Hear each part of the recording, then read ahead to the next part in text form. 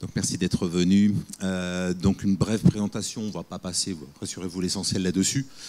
La thématique était effectivement d'aborder un petit peu comment les marques se sont appropriées nos technologies pour pouvoir diffuser des contenus et des contenants. Vous verrez quelle petite différence on fait, même s'il y en a une sémantique, mais elle est importante. Nos clients sont multiples, on travaille depuis 14 ans à intégrer des technologies qui vont permettre à des marques, des producteurs, des imprimeurs de diffuser notre chère propagande, donc qui arrive dans vos mails, sur vos Facebook, dans vos boîtes aux lettres. Et le défi depuis des années pour nous, et qui est demandé par les marques, c'est d'arriver à une personnalisation un peu extrême, c'est-à-dire un marketing local, plutôt que d'arroser de façon globale, de pouvoir personnaliser le message et les contenus à travers un certain nombre d'éléments qu'on va voir juste après. Et j'ai essayé de l'illustrer avec des exemples que m'ont gentiment permis de diffuser les marques. Donc comme vous voyez, nos clients sont multiples. On a à peu près 311 clients aujourd'hui. On est basé à Bordeaux et Paris. Donc qu'est-ce qu'on fait en fait? Nous, on va s'attacher à aller s'approprier des contenus, donc créés par des agences, d'éditorial, de la prise de vue, etc. On est en mesure de fournir certaines briques de ces gestionnaires de contenu, comme le DAM, le PIM. Le CRM, ce n'est pas notre métier, même si on est capable de s'y attacher. Et l'idée, c'est effectivement de prendre ces contenus, de les mettre en forme et surtout, comme je vous le disais, de pouvoir les personnaliser pour la demande du client. Si je prends le cas, on le verra après, certains exemples de McDo. Le McDo à midi de Brest et de Nice a peut-être, et même certainement, communiqué sur des produits de la marque, ça c'est sûr, mais peut-être avec des moyens différents. Pour plein de raisons. Le temps, la population qui va venir dans le McDo et aussi une fréquentation concurrente. Il ne faut pas oublier que la marque, la propagande qu'elle va mettre à disposition, c'est que pour l'usager final, on va citer des filiales, des franchises, etc., puisse effectivement répondre à une problématique locale. Ok ? Donc effectivement, avec cette gestion dynamique du contenant, vous l'avez vu, vous avez compris, on va nous chercher du contenu, on met ça dans un contenant et on va le propager. On va s'arrêter là, c'est-à-dire qu'après la diffusion au sens print, au sens outsuite, c'est pas nous qui nous en occupons. Nous, notre métier, c'est ce que vous voyez ici. Ok ? Alors, hop. Donc ça, brièvement, notre écosystème un petit peu technologique. Donc on s'appuie sur certains leaders du marché en DAM avec une formidable entreprise qui est en France, qui s'appelle Keepic, un leader du marché, qui équipe, avec qui on a la chance de travailler évidemment, et qui équipe les plus grands. On peut parler du groupe Rocher, on peut parler d'Engie, Renault, groupe PSA, qui s'appelle Stellantis maintenant, etc. etc. Chili Publisher, merci Eric d'être là, qui est un ovni arrivé il y a 12-13 ans dans ce marché, justement pour permettre l'automatisation de la production dynamique de contenants à partir de contenus. On en parlera juste après. Et puis après, nous, on va s'attacher, alors en partenariat avec Quabble sur les PIM, et on va s'attacher justement à faire cette glue entre l'écosystème qu'on va rencontrer chez nos clients, parce que commercialement, on rêve qu'il n'y ait rien, mais évidemment, vous n'avez pas attendu pour travailler. Donc, il y a souvent un CRM, parfois un PIM, parfois un DAM, parfois d'autres technos. Et donc, on va venir intégrer ces technos au sein de cet écosystème pour servir le besoin de communication et le besoin marketing. Hop. Alors, j'ai prévu cette présentation avec des exemples clients. Alors, je ne pourrais pas vous faire des démos live parce que j'en ai pas le droit, parce que mon boss part en prison et c'est pas ce qu'il souhaite. Et évidemment, pour tout vous dire, cette présentation n'est plus... cette vue n'existe plus actuellement chez McDo.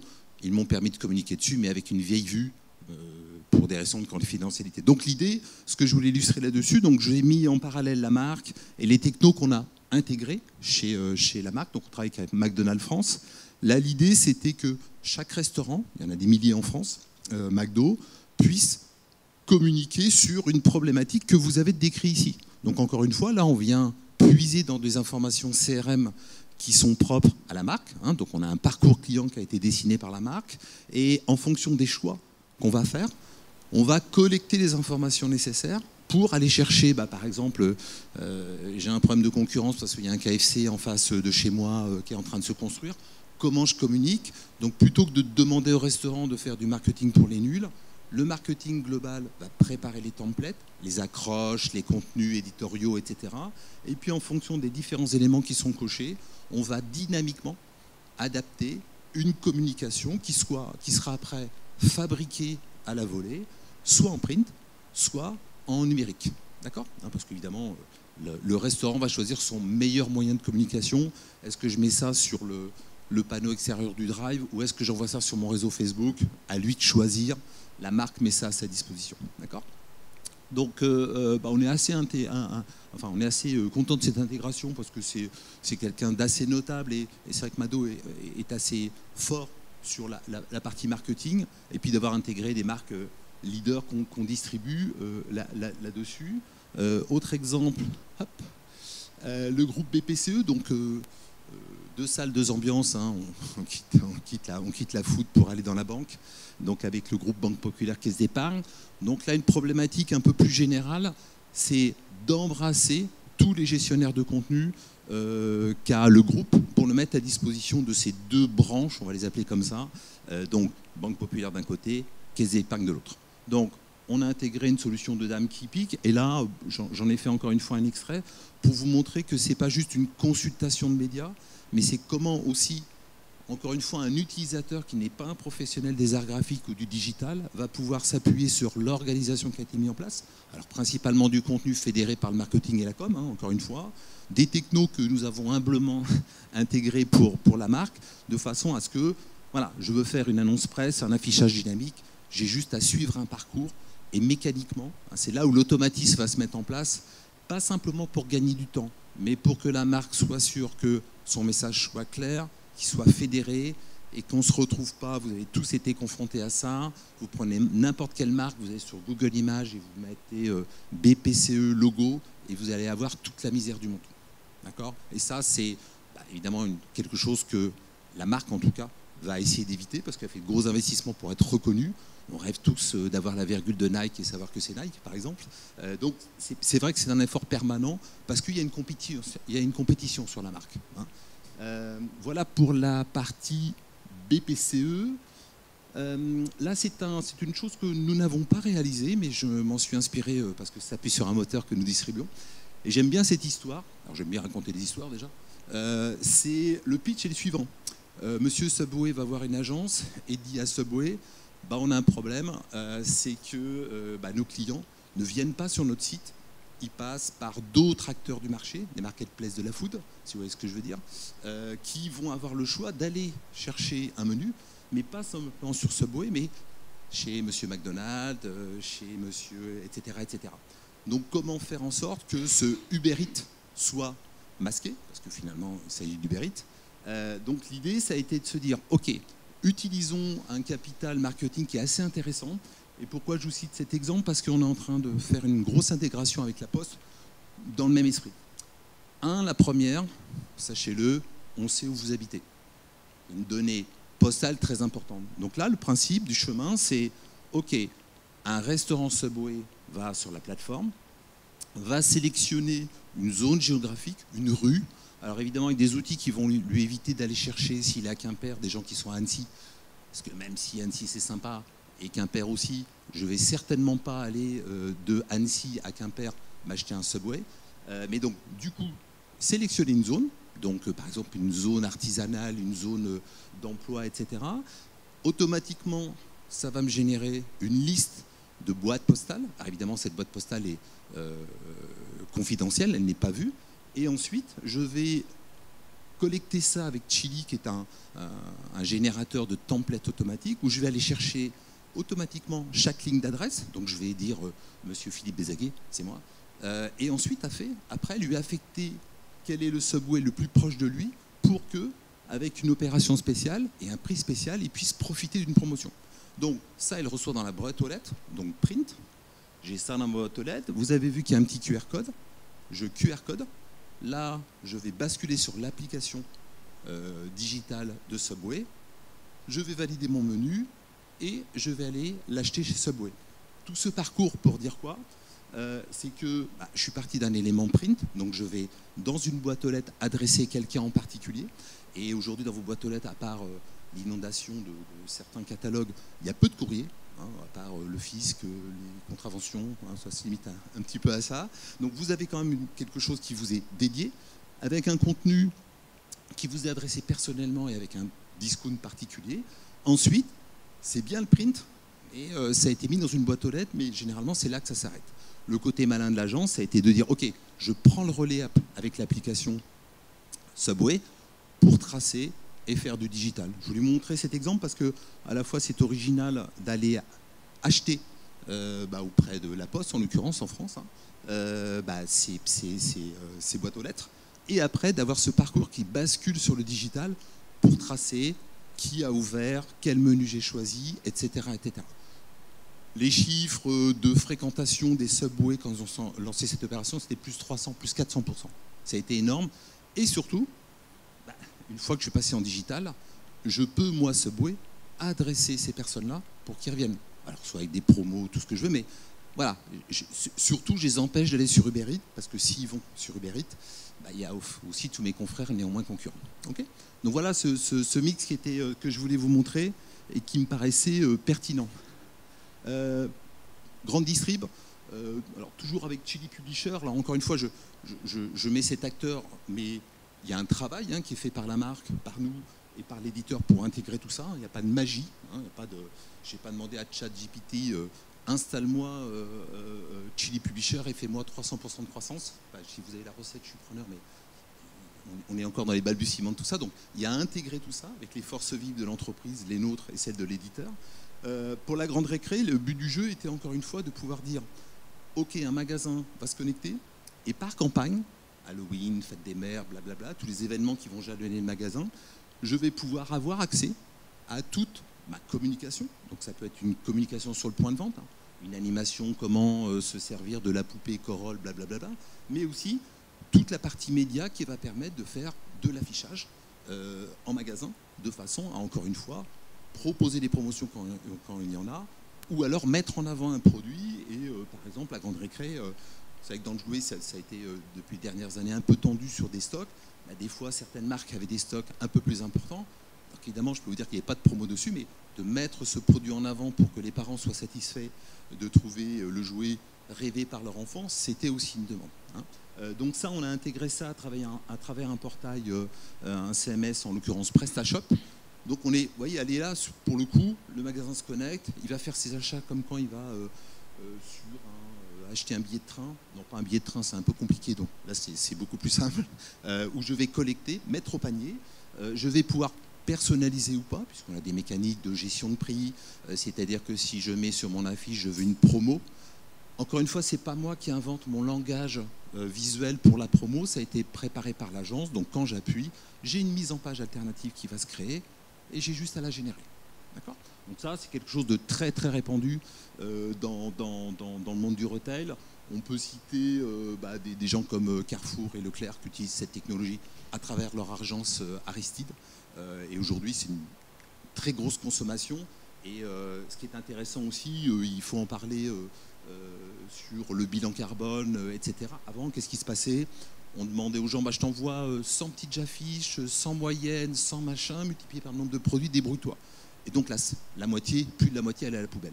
Là, on est vraiment sur du on-demand, et particulièrement on-demand industriel, puisqu'après, toutes les demandes qui sont faites par tous les grandes récrés de France vont être massifiées et envoyées chez l'imprimeur pour être imprimées et servies en termes de logistique. Vous voyez que je vous fais voyager de monde en monde, hein. Donc là, le domaine agricole, avec un fabricant, malgré son nom qui est américain, s'appelle New Holland. Donc là, le défi, c'était quoi? C'était, encore une fois, comment j'adresse mon réseau. On a vu des réseaux de restaurants, on a vu des réseaux de retail. Là, on est sur un réseau de partenaires, de revendeurs. D'accord? Donc en fait, c'est des gens qui vont vendre cette marque, mais aussi potentiellement d'autres marques. Donc comment fidéliser le revendeur, mais aussi les clients de cette marque? Donc l'agence qui a préparé ça, pour ce client-là, a proposé à la marque de dire qu'on allait faire un contenu éditorial de la marque, donc un contenu commun, en l'occurrence à tous les distributeurs, et permettre, à travers une interface, aux distributeurs de personnaliser l'intérieur. Et qu'est-ce qui personnalise à l'intérieur le distributeur? C'est essentiellement du matériel d'occasion. Donc lui, il va profiter de cet envoi national pour exister. Alors, en fait, c'est un envoi local, hein, encore une fois, mais massifié par l'imprimeur. Et donc, il va pouvoir avoir, la marque va pouvoir avoir les deux intérêts. Elle, satisfaire de sa propagande, le nouveau matériel qui est sorti, voilà où on en est, blablabla. Et puis, le revendeur local, en proposant ses services, son matériel d'occasion, etc., etc. Donc là, c'était un contenu assez intéressant. Dans un autre ordre d'idées, on a, toujours dans l'éditorial, on a un bel exemple avec une agence parisienne qui travaille pour Intermarché et qui produit le contenu éditorial du magazine interne en français. Et avec ces technos, le met à disposition de traducteurs pour que les traducteurs traduisent donc directement les contenus en tenant compte de la mise en page. Donc vous voyez, on n'est pas dans un contenu qui est stocké quelque part et puis après je vais essayer de faire la mise en page. Non, les traducteurs font ça directement dans une interface qui leur permet de traduire. On sait qu'il y a des excédents de signés entre l'anglais et le français par exemple. Tenir compte de ça pour adapter le vocabulaire et après envoyer ce magazine interne au Portugal et je crois que c'est la Pologne pour Intermarché et leurs magasins locaux. Hop là, qu'est-ce qu'on a d'autre en stock? Airbus, bon, marque bien connue et qui avait une problématique historique de disposer de contenu, donc avec ce choix qui pique qui a déjà 6 ou 7 ans au niveau international, et après d'avoir aussi une exigence s'agissant de pouvoir avoir la possibilité de fabriquer, hein, un peu comme du web to print, des contenants.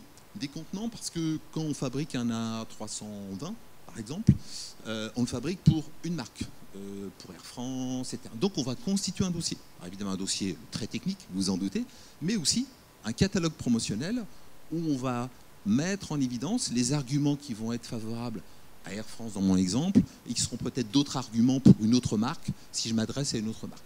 Donc ce qui va être intéressant, là encore une fois, je vais aller chercher des contenus, alors évidemment des contenus au sens PIM du terme, hein, quand je parle de la 320, c'est pas la personne qui va faire cette opération, qui va s'improviser créateur des performances techniques. On va aller piocher les informations, on va aller chercher les visuels qui correspondent par exemple à la 320, est-ce que c'est plutôt du fret, est-ce que c'est plutôt, j'en sais rien, les visuels qui vont être appropriés à la création globale.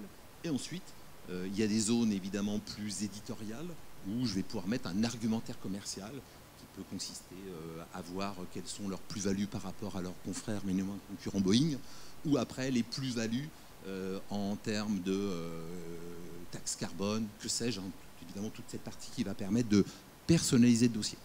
Donc belle intégration à ce niveau-là, puisque là on parle d'Airbus et de toutes ses filiales à travers le monde. Donc on a effectivement une belle corrélation par rapport à ça. Voilà, est-ce que j'ai été vite? Oui, j'ai été vite. Mais je voulais prendre du rythme aussi pour qu'on ait un petit peu de temps d'échanger ensemble si vous le souhaitez. Est-ce qu'il y a des thèmes pour certains ou d'autres exemples que vous souhaitez pardon, je vais essayer de parler français. Est-ce qu'il y a des exemples où vous souhaitez un peu plus de détails ou dans des marchés particuliers où vous souhaitez un peu plus de détails? Vous êtes tous sous le choc de cette présentation, c'est ça? On a fait dans une des dernières intégrations qu'on a fait, puisqu'on parle de diffusion, hein, c'était le thème un peu de ce thème, c'était de cette présentation, pardon. On a fait une belle intégration qui est en cours pour le groupe Manitou. Donc là, en tant qu'intégration, on est arrivé avec une présence où les contenus étaient déjà présents, PIM et DAM. Et en fait, il s'agit pour Manitou de proposer encore une fois de la personnalisation à toutes ses filiales. Donc, il y avait des solutions assez faciles qui étaient l'aspect traduction, mais en fait, dans la personnalisation, on ne parle pas par pays. La couleur est quelque chose d'important. Le noir, pour nous, a une valeur. En Asie, ça a une autre valeur. Donc, il faut être très prudent par rapport à ça. On peut aussi parler aussi du caractère presque sociologique d'avoir, eh bien évidemment, si j'adresse le marché africain, d'avoir des personnes qui sont de couleur blanche, c'est pas grave, mais d'avoir des personnes de couleur noire, c'est peut-être aussi important pour mieux communiquer et mieux persuader, puisqu'on parle bien de ça, hein, encore une fois. Donc ça, c'était quelque chose d'important. Et donc finalement, chaque filiale va pouvoir se connecter sur le serveur qu'on a mis en place et puis donc décider de faire une déclinaison. Ce qui est intéressant avec Manitou, c'est qu'en fait, ils vont parler produits, mais ils ont organisé aussi leurs produits par catégorie. Par exemple, j'adresse le BTP, j'adresse le maritime. Donc en fonction de ça, arrivent encore une fois les bases de contenu éditorial qui, pour un même produit, vont changer. Je ne m'adresse pas à une entreprise de 500 personnes, Bouygues par exemple, comme une entreprise de BTP de 200 personnes. Elles sont toutes formidables, mais ce n'est pas la même organisation. Et en tout cas, les leviers commerciaux pour mettre en avant le produit vont être différents. Donc c'est ça qui va être intéressant, encore une fois, donc cette variabilité, d'avoir effectivement quelque chose de cohérent. On rêve, pour tout vous dire, le rêve ultime qu'on a en tout cas, c'est de pouvoir aujourd'hui avoir quelque chose qui est j'alimente avec mes contenus, PIM, DAM, CRM, une mise en page dynamique, hein, donc pour pouvoir adresser un marché. Je crée, c'est ce qu'on peut faire aujourd'hui en l'occurrence avec Chili, des annonces digitales ou des publications digitales. Je motorise ça avec des outils comme Outsuite ou Agora. Je pousse, je reprends les informations de push, qui a cliqué sur quoi, j'alimente mon CRM, je réadapte ma publication. Et donc finalement, le but, non pas ultime, attention, hein, mais de l'automatisation de demain sur les publications, sera ça. Je me nourris de contenu connu et j'alimente mon contenu de la réaction des gens par rapport à la publication que j'ai envoyée. D'accord ? Parce qu'aujourd'hui, on a encore une inconnue. Alors, au-delà de la personnalisation, c'est si j'ai cliqué sur la voiture, est-ce que c'est parce que je suis intéressé par la voiture ou parce que je la trouvais jolie ou que sais-je. Donc ça va être le boulot aussi du marketing demain, de reprendre ces données, de les analyser, de les mettre dans les bases de contenu, hein, principalement CRM, et de refaire la boucle de façon à pouvoir effectivement être le plus fin possible. Rien de plus frustrant, par exemple, et pour citer Amazon, d'acheter sur Amazon et 3 jours après de proposer que j'ai un panier abandonné. D'où vient ce panier ? En fait, il n'y a pas d'exploitation, ou très mal, si je peux me permettre, si vous croisez le patron d'Amazon, très, très mal du CRM. Enfin, moi, ça ne me gêne pas, j'ai acheté mon produit, mais en tout cas, c'est un peu nul d'être 2 jours après d'avoir un mail pour dire tiens, il y a ce produit qui pourrait vous intéresser. C'est très étrange. Donc, soit je l'ai acheté, soit je l'ai abandonné, soit ça ne m'intéresse plus, mais je dois alimenter ce système pour qu'au fur et à mesure, la marque puisse adresser son réseau de façon pertinente. Voilà ce que je pouvais vous dire sur notre organisation. Oui, pardon ? Avec plaisir.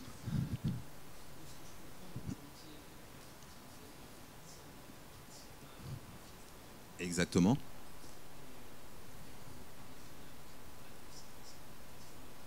Oui.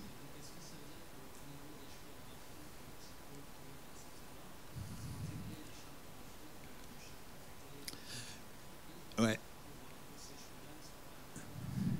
C'est exactement ça. On en parlait tout à l'heure sur la marque d'être garant un petit peu de la charte graphique. Alors le paradoxe, c'est que la marque veut être garant de la charte graphique, mais laisser des libertés.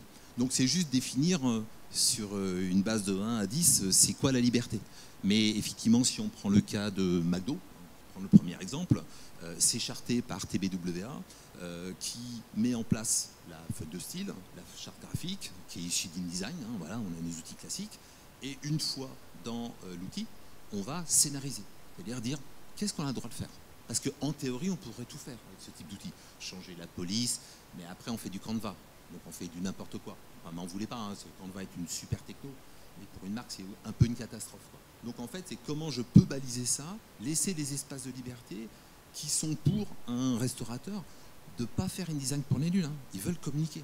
S'ils ont un KFC en face qui est en train d'ouvrir ou qui fait une promo, ils s'en fichent que je vais aller dans l'excès, hein, quelle est la typo, mais ils s'en fichent complètement. C'est comment le marketing m'a préparé quelque chose pour être pertinent et dire à mes clients, après, chaque marque identifie son territoire. Mais effectivement, c'est quelque chose qu'on pourrait ouvrir, alors qui existe par exemple pour les, alors pas trop sur les polices, mais qui existe dans le cas que je vous ai montré avec New Holland, où à partir du moment où je donne la possibilité de mettre un contenu éditorial, je prends aussi le risque qu'il y ait un peu d'inflation. Hein. C'est difficile de dire, alors vous avez le droit de mettre du texte, mais pas plus de 200 signes, etc. Donc on a aussi des fonctions d'assistance typo qui sont intégrées, où dynamiquement, avec des règles, encore une fois, il n'y a pas de magie, je vais adapter le texte. Ou par exemple, ceux qui pratiquent InDesign, qui ont de l'ancrage de blocs par rapport au texte, on a toutes ces notions. C'est-à-dire que ce n'est pas parce qu'on a pris d'InDesign qu'on a juste pris le texte, on a pris aussi toutes les fonctions intégrées. Donc en fait, on n'a pas un truc moche où j'ai mes images en bas, un truc blanc, bon, j'ai prévu 500 caractères et puis comme ça c'est fait. Non, il faut toujours être garant de ça. Donc la marque va être attentive à ça, parce qu'aussi bien dans une annonce digitale, voilà, on a quelque chose de bien circonstancié sur un 2 pages, un 4 pages, un 8 pages, si on laisse l'expression. Et puis des fois, on a des clients qui sont patrons du CAC 40 et qui vont faire la une. C'est difficile de leur dire, hey, tu as droit à 400 caractères et pas un de plus, un peu délicat. Et aussi tout simplement parce qu'il y a des fois une actualité qui fait que des fois ça mérite 200 caractères, des fois 400, des fois plus. Donc on a toujours, évidemment, si on a prévu 500 caractères, il y en a 2000. Là, il y a une alerte qui est faite pour que les gens interviennent pour adapter ou parler avec l'utilisateur. Mais la plupart du temps, c'est des choses qu'on va retrouver, qu'on trouve beaucoup dans le pack, par exemple, où il y a comment ça s'appelle, les contenances des packs vont pouvoir s'adapter dynamiquement, mais avec des règles. C'est-à-dire que je crois que c'est en dessous de 4 caractères, on n'a pas le droit d'aller en dessous parce que ce n'est pas visible. Ou en tout cas aussi en tenant compte de l'aspect visibilité. Sur un écran, je peux agrandir. Donc moi qui vois de moins en moins bien, ça m'arrange. Sur un pack, si je fais du 2 caractères, certes l'information est là, mais je ne peux pas l'exploiter. Donc c'est pas conforme. Donc tout ça, on a mis ces garde-fous pour qu'on puisse, encore une fois, j'aime bien cette image du curseur, c'est quelle est la liberté qu'on doit accorder à. Okay, et la plupart du temps, c'est je suis restaurateur. Moi, je me souviendrai toujours de cette première réunion qu'on a avec McDo, où il y a, alors, comme dans le retail, là, il y a souvent un représentant d'un McDo, comme on l'a fait avec Intermarché, Auchan, etc. Donc, il y a un magasin et qui connaît la vraie vie. Bon, alors, on était en train de faire notre truc, vous imaginez bien, formidable, ça va vite, blablabla, et il me dit, moi, je vous explique ce qui passe le matin quand j'arrive dans mon McDo. 1, je veux savoir combien on a fait de sandwich la veille. 2, si tout le personnel est là pour le service, le reste, je m'en fous. Tout était dit, hein. Tout était dit. Si on prend le cas du groupe Émile Frey avec qui on a travaillé, donc c'est des garages, ils sont là pour servir le client, certes, mais ils n'ont pas le temps alors déjà d'avoir une personne dédiée à la com, hein, vous le disiez, 2, qui sont plutôt des gens, ça va être le secrétariat, qui a beaucoup de talent et qui a plutôt des logiciels Office. Et voilà, c'est pas simple. Donc du coup, là, la garantie, c'est, voilà, moi je veux mettre mon contenu qui m'est permis, mais en tout cas, je n'ai pas à m'occuper du contenant, il a été prévu par la marque et le logiciel va s'occuper de la cohérence du tout. OK ? Est-ce qu'il y a d'autres questions ? Merci de votre interrogation. D'autres questions ?